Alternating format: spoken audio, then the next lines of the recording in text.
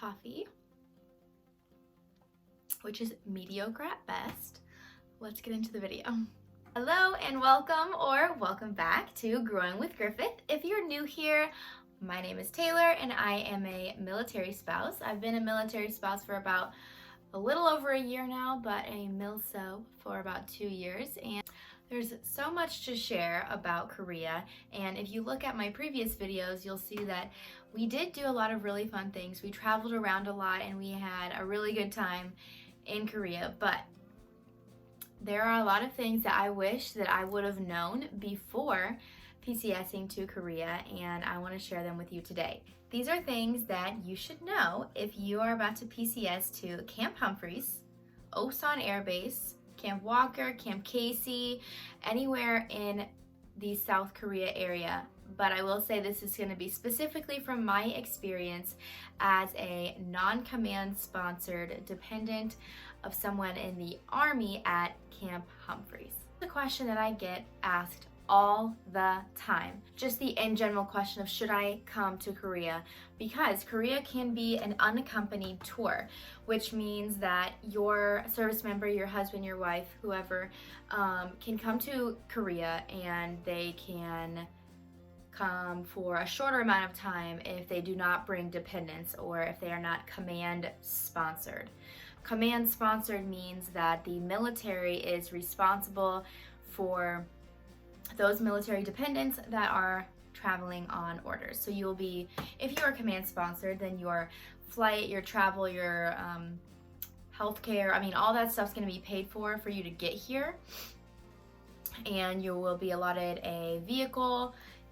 You will be able to be seen on base at the hospital, but there's a lot of differences between being command sponsored and being non-command sponsored, and like I said, I'm gonna make a different video about that just because there's so much to know, and it's also important to note that these things can change at any time, of course. So make sure to check the most recent guidelines for this, but I'm just gonna give you my general information from what I have experienced. Okay, the first thing that I wish I knew before coming to Korea was about the language barrier. Now, of course I knew there was going to be a language barrier, but what I want you to know is kind of what that looks like in Korea. So obviously in Korea, they speak Korean, and I wasn't super nervous about the language barrier coming over because I figured anywhere that was close to the installation or the base was going to be pretty easy to communicate with people around,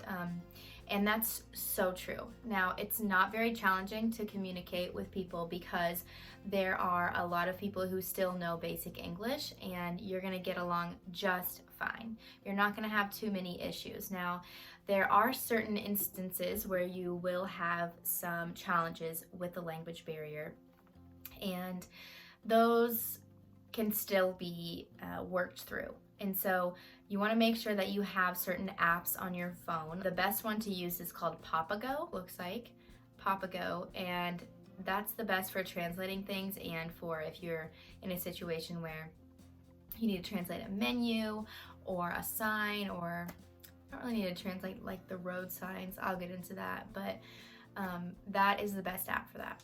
Now, there are only times that we've had an issue with the language barrier, probably only 3 or 4 times. The biggest one is with our apartment. You work with a realtor. Even with renting just an apartment, you're gonna have a realtor who is going to be in charge of you, and they do all of the communication with the apartment complex and with your landlord. Anytime we would have a thing that we would need maintenance to come and fix, I would have to call our realtor, and then the realtor I would hand my phone to the maintenance people and they would talk through the realtor. So it was a little bit of a challenge for sure, but definitely manageable. The second thing that I wish I knew before coming to Korea was the driving is wild, y'all. It is crazy. I've only been to New York once, but I would say this is like New York times like 5 or 10. The driving is wild. There are no rules. It's been said multiple times that the only rule is that there are no rules unless there's a camera. And So the way that Korean driving works is there's police of course, but there's not really like highway patrol or anything like that. You are not going to ever get a ticket really from a police officer or anything like that. You're going to get tickets because when you're driving, there are like speed checks and speed cameras or whatever, and then they'll like take a picture of your car and you'll get a ticket in the mail. But when you're using the navigation systems, there's two that you can use, which they're Waze and Naver. Naver is like Korea's Google.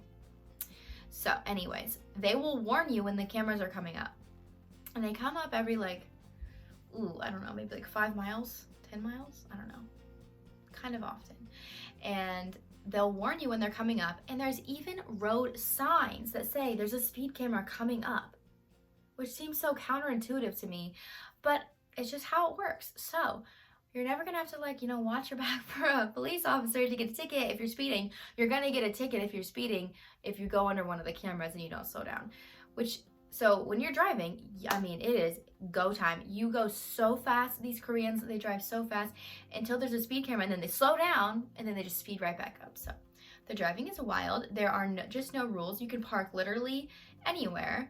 There are cars just parked in the middle of the street on both sides of the road. You have to get used to driving in between cars, like to where like you have like this much room in between hitting cars or people. I mean, it is just like wild out here, y'all. That being said, it is my personal opinion that I would not ship my car to Korea. Now, if you have a car that you don't really care about, then sure. That's kind of the norm here, is to come here, especially if you're unaccompanied and you're here for just 1 year, is to just buy a beater car that's not very nice and then sell it again when you leave. It's just, there's a lot of cars on the marketplace that's just the rotation. That's just what happens. And that is definitely what I would suggest doing. The third thing that I wish I knew before coming to Korea is about safety. If you are worried at all about being safe in Korea, then you can just sleep well at night, because this is a very, very safe place to live, very safe place to be. They have CCTV literally everywhere. Well, maybe not literally, but it seems like literally everywhere. So everything is very safe. I have accidentally left my wallet at an arcade place that we went to one night. I left it there overnight, and I remembered the next morning, like, I'm pretty sure this is exactly where I left it. We were playing this game, and I called the arcade, and they had it, and everything was in it. Nobody took anything out of it. Like, I'm shocked. Everything's very safe here. Everything is on cameras. There's very low crime, no drugs here. I mean, no guns. Like, everything is very safe here. So if you're worried about being safe in Korea, or if it's a dangerous place to live, it is absolutely not at all. It is very safe. And yeah. The fourth thing that you should know about moving to South Korea is in regards to animals and your pets. So like I said, we were only here for 1 year, so we decided that it was just best for us in our situation. We did not bring our pet to Korea. We have a dog. We have a silver lab. Her name is Ari, and she was 1 when we moved to Korea, and we decided not to bring her for a few different reasons. So like I said, you will want to make sure you check the most current information based on whenever you're watching this video. With your pet, you have a few different options depending on the pet that you have, the breed, the weight, all of those things. Now, I don't have all the information. I don't know everything, but I will put a link in the description box below to the Facebook group that I recommend checking out. They have a wealth of information on shipping your pets to Korea based on your situation. You can ship your pets privately, and I've had a few friends that have done that. I know somebody who shipped their German Shepherd, and it was $6,000 one way, people. So you got to keep that in mind. You're coming to Korea probably for 2 to 3 years, or just 1 year if you're non-command sponsored. That's a lot of money, and I love my dog. I love her so much, but I'm sorry I do not have $12,000 for her to come to Korea when she could just stay in the States and I could just miss her for a year. But that's personal preference, obviously. You make your own choices for your own animals. Just trying to give you some information. So, check and see what the situation is with your dogs. They also definitely do not allow all breeds here in Korea. I think it's pretty rare to see any kind of large dogs here. You can definitely have, I don't know, check. Don't quote me on it because I did not bring my dog. But that's definitely something that you really want to consider and look into if you are coming Oconus. Okay, this next thing, number 5, is not a bad thing at all. And it's not really something that you would like need to know before you came to Korea, but after talking about pets and it being a little bit overwhelming, I think we need a little coffee break. This is a happy thing, if you like coffee, which if you don't, I mean, that's a little crazy, but you do you. So coffee in Korea is wild, in a good way though. There are so many coffee shops. You could just like throw a stone and it would like land on a coffee shop. I mean, there are so many coffee shops in Korea, and not only are there a lot, they are like next level. They are very fun to explore. They're all different. They're themed. They're extra, and I am all about extra. They're so cool. You can find a cafe for pretty much anything. In my description box, I have a link to my blog of all the cafes that are within about 30 minutes from Camp Humphreys that you should check out. I think there's about 10 in there right now. I've been collecting information and pictures and all the things for you guys on everything, all the coffee shops in Korea that you should check out that are close to Camp Humphreys. So make sure to check out that blog post. But coffee is serious here, and if you are a coffee lover, you are in luck. You could probably visit, I mean, hundreds of cafes and never even get bored of them. They are amazing. Number 6, another pretty good thing that I wish I knew before coming to Korea is about the travel. You can travel all around Korea and think you've seen everything, and there's absolutely no way that you have, because there are so many things just in South Korea. Like, you don't even have to leave the peninsula. I have links to all kinds of videos of things that we've done, and we barely scratched the surface. Even if you have 2 years here, you will not get through everything. There are so many places that you can go. I mean, you can get all around the peninsula and travel all over. You can drive, you could take a train. There are lots of options for travel that are relatively inexpensive. There's Airbnb here. There's another website called Agoda, and it just has all of the Airbnb. Well, it has some Airbnbs, hotels, places like that.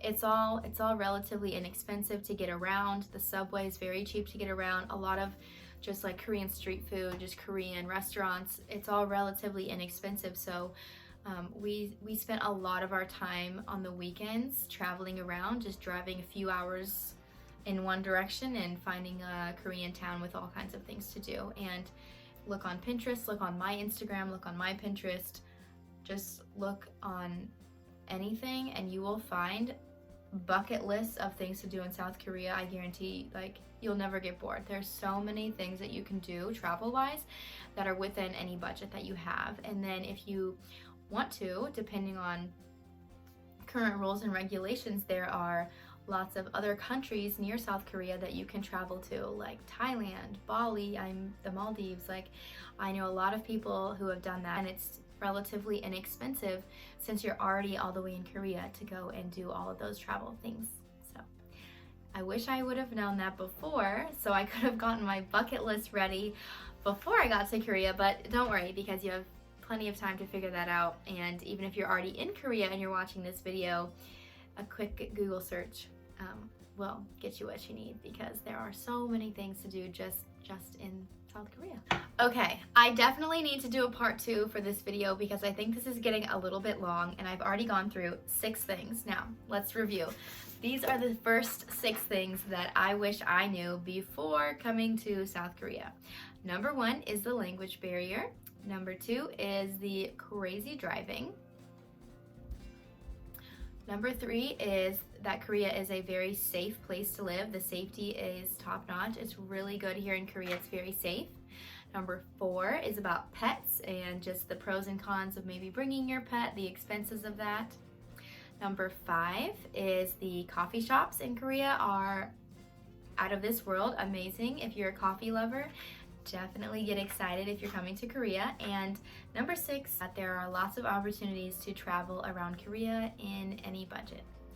If you want a part 2 to this video of things that I wish that I knew before coming to South Korea, or coming to Camp Humphreys or Osan Air Base or any of the military installations in South Korea, please leave a comment below and let me know that you would like a part 2, and I will definitely make sure to record that. There's so many things to say about Korea, both good and bad, pros and cons, but overall I've really enjoyed my experience here and I would highly recommend it to anyone who's thinking about it. Thank you so much for watching this video. If you haven't already, make sure to hit that subscribe button so you can see more content like this, and I'll see you next time.